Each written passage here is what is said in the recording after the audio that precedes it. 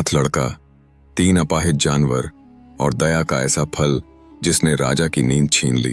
पुराने समय की बात है। हिमालय की तलहटी में एक छोटा सा पहाड़ी गांव था जिसका नाम चंद्रपुर था। इस गांव में एक अनाथ लड़का रहता था जिसका नाम कहलो था। कहलो के माता पिता बचपन में ही एक भूस्खलन में खो गए थे। कोई नहीं जानता था कि वह कहां से आया था। गांव वाले जो थोड़ा बहुत दाना पानी देते उसी पर वह पल पल जीता रहा। कहलो का दिल बहुत नरम था। जो कुछ भी उसे भोजन में मिलता वह उसे 3 हिस्सों में बांट लेता।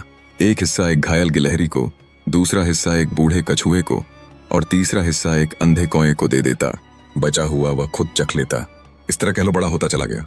एक दिन गांव का एक बूढ़ा व्यापारी ठाकुर जी ने कहलो से कहा, अरे कहलो, तुम कब तक दूसरों की दया पर जीवन काटोगे? अब तो तुम जवान हो गए हो, कोई हुनर सीख लो, कुछ कमाओ। कहलो ने उदास स्वर में जवाब दिया, ठाकुर जी, मैं तो अनपढ़ हूं, कमजोर हूं, मुझे क्या आता है? न कोई गुरु न कोई साथी। ठाकुर जी ने सहानुभूति से कहा, बेटा, हुनर तो सीखा जाता है, मिला नहीं आता। देखो, ये तुम्हारे साथी। गिलहरी तो पहाड़ी दुर्घटना में पैर टूटने से मरने को थी। कछुआ नदी में बहकर आया था और कौआ आंखों की चोट से अंधा हो चुका था। तुम्हारी दया ने इन्हें नया जीवन दिया, लेकिन अब इन्हें भी सोचना पड़ेगा। कहलो का शरीर दुबला था, इसलिए भारी मजदूरी नहीं हो पाती। वह गांव वालों के छोटे मोटे काम निपटा देता, लकड़ी चुनना, पानी भरना, लेकिन बदले में बस बासी रोटी या दाल मिल जाती। एक शाम कहलो ने अपने तीनों साथियों से कहा, मित्रों, लगता है अब गांव में हमारा ठिकाना भी खतरे में है। लोग थक चुके हैं। मैं सोच रहा हूं किसी दूर पहाड़ी पर जाकर कोई रास्ता ढूंढूं, लेकिन तुम्हें कैसे छोड़ूं? चलो, मैं तुम्हारे लिए अलग अलग सुरक्षित जगहें ढूंढता हूं। कहलो ने पहले गिलहरी को उठाया और गांव के ऊपरी हिस्से में एक ओक के पेड़ पर ले जाकर छोड़ा। वहां फल फूलों से लदी डालियां थीं। गिलहरी जीवन भर भूखी न रहती। वह खुशी से चहक उठी।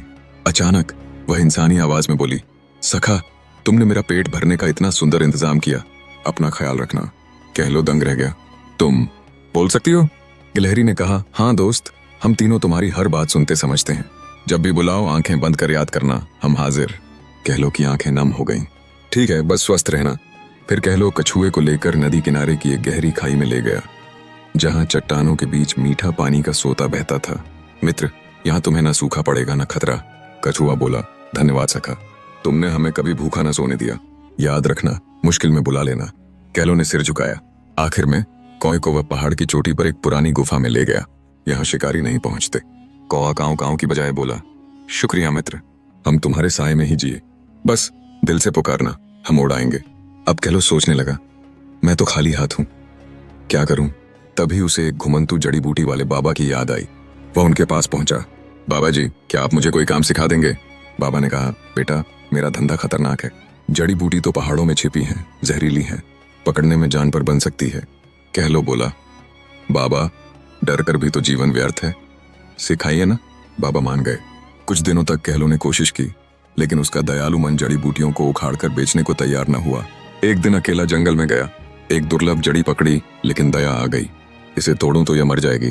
तभी जड़ी हिली और इंसानी स्वर में बोली, मुझे न छोड़ो, मैं कमजोर हूं, जंगली जानवर मुझे निगल लेंगे। कहलो चौंका, तुम बोल सकती हो? जड़ी ने कहा, हाँ, मैं वनदेवी की संतान हूं, मुझे पूर्व की ओर ले चलो, जहां मेरा लोक है।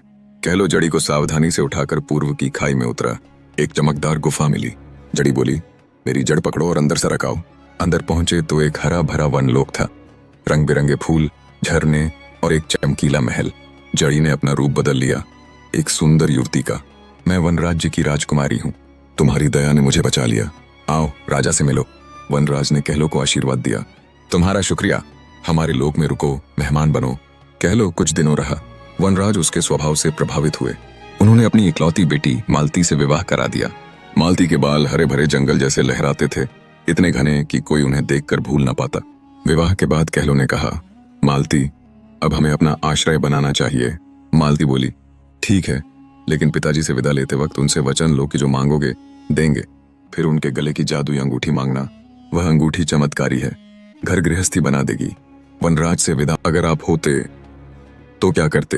कहलो को नहीं पता था, यही अंगूठी सब कुछ छीन भी सकती है। मांगने पर उन्होंने कहा, बेटा, ले जाओ कोई वरदान। कहलो बोला, महाराज, वचन दो कि जो मांगूं दोगे। वचन मिला, मुझे आपकी अंगूठी चाहिए। वनराज हंस पड़े, अंगूठी दे दी। बाहर आकर मालती ने अंगूठी पर फूंक मारी। हे अंगूठी, हमारे लिए एक सुरक्षित कुटिया बना दो, हर सुख से भरी। तुरंत एक हरी भरी कुटिया प्रकट हो गई, बगीचे फल फूलों से लदी। दोनों खुशी से रहने लगे। एक दिन मालती कुटिया की बालकनी में बाल सुखा रही थी। कुछ बाल टूटकर नीचे बहते झरने में गिरे। एक मछली ने निगल ली। पास के मछुआरों ने मछली पकड़ी और राजा को भेंट की। रसोइया ने मछली काटी तो बाल मिले। राजा बोले, यह बाल किसी अप्सरा जैसे। मंत्री, ढूंढो उस स्त्री को, मैं उसे रानी बनाऊंगा। मंत्री ने जांच की। एक लंगड़ी बुढ़िया जो राजा की पुरानी दासी थी बोली, महाराज, ये बाल वनलोक की राजकुमारी के हैं। मुझे 50 सोने के सिक्के और 5 सिपाही दो, मैं लाऊंगी। राजा ने दे दिया। लंगड़ी ने मछुआरों से झरने का पता लगाया। नाव पर सवार हो कुटिया पहुंची। लंगड़ी ने मालती से कहा, बेटी, मैं तुम्हारी मामी हूँ, वनलोक से धरती पर आ बसी हूँ। कितने साल बाद मिलना हुआ। मालती को शक न हुआ। कहलो आया तो बोला, प्रणाम मामी जी। लंगड़ी बोली, बस कुछ दिन रुको, बातें कर लूं। वह रहने लगी। धीरे धीरे राजलोक की कहानी, अंगूठी का राज सब पता चला। एक दिन कहलो बाहर गया। लंगड़ी बोली, चलो बेटी, झरने पर घूमे। रास्ते में बोली, अरे अपना छड़ी भुलाई, रुको। वापस जाकर अंगूठी चुरा ली। फिर बोली, चलो नाव पर सैर करें। नाव में सिपाहियों ने जबरदस्ती ले जाकर राजा को सौंप दिया। लंगड़ी ने धन लिया, अंगूठी छिपा ली। राजा ने मालती से कहा, डरो मत, रानी बनो। मालती बोली, महाराज आप दयालु लगते हैं, बस एक कृपा, 4 महीने अकेले रहने दो, फिर जैसा कहोगे। राजा मान गए। मालती को भरोसा था, कहलो ढूंढ लेगा। कहलो लौटा तो मालती और अंगूठी गायब। यह मामी का धोखा है। रोया। तभी तीनों मित्र याद आए, आंखें बंद की, वे हाजिर। गिलहरी बोली, क्या हुआ सखा? कहलो ने सारी व्यथा सुनाई। कछुए ने कहा, चिंता न कर, हम ढूंढेंगे। कौवा उड़ सकता है, वह पहले भेजो। कौवा उड़ा, लौटा तो बोला, पास के राजमहल में है मालती, लेकिन अंगूठी उसके पास न। गिलहरी कछुए निकले लंगड़ी ढूंढने। गांव गांव घूमे, घर मिला। लंगड़ी ने अंगूठी मुंह में दबा सोली। गिलहरी ने कछुए से कहा, तुम धीरे से उसकी नाक में अपनी पूंछ डालो। कछुआ ने किया। लंगड़ी छींक पड़ी, अंगूठी गिरी। गिलहरी ने मुंह में पकड़ी, भागे। राजा के पास पहुंचे। कहलो ने अंगूठी पर कहा, हे अंगूठी, मालती को वापस ला। चमक के साथ मालती आ गई। दोनों गले मिले। माफ करना, कहलो बोला। मालती हंसी, तुम्हारा विश्वास ही मेरी ताकत था। तीनों मित्रों का धन्यवाद किया। कहलो बोला, अब धरती पर खतरा है, वनलोक चलें। मित्र बोले, हम यहीं रहेंगे, लेकिन पुकार पर आएंगे। अंगूठी से कुटिया गायब की। वनराज ने स्वागत किया, उत्सव मनाया। दोनों सुखी रहे।